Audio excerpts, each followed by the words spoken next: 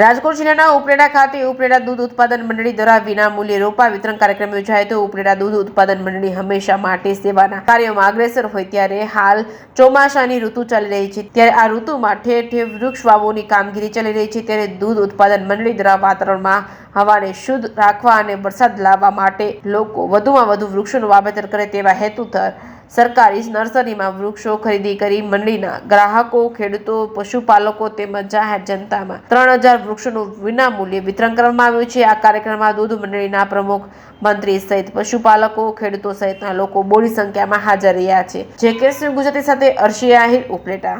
દિનેશભાઈ, ઉપલેટા દૂધ સહકારી મંડળીના મંત્રી, આજ રોજ અમારી દૂધ મંડળીએ રોપા વિતરણનો કાર્યક્રમ રાખ્યો અને આ 18મો રોપા વિતરણ કાર્યક્રમ છે।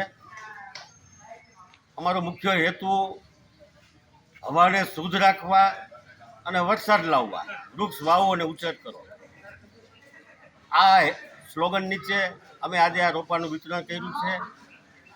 સરકારી નર્સરીઓમાંથી રોપા ખરીદીને અમે આજે વિનામૂલ્યે આ રોપાનું વિતરણ કરીએ છીએ અને 25 જાતના રોપાઓ, ફળ ફળાદી, મોટા છાયાના વૃક્ષો અને ફૂલઝાડ એવા અંદાજિત 3000 રોપાઓનું અમે આજે વિતરણ કર્યું છે અને લોકોએ, ખેડૂતોએ, અમારે મંડળીના પશુપાલકોએ હોંશે હોંશે ભાગ લીધો છે અને પોતપોતાના ખેતરોમાં, પોતાના પ્લોટમાં, પોતાના ફળિયામાં આજે આ રોપાનું રોપ છે।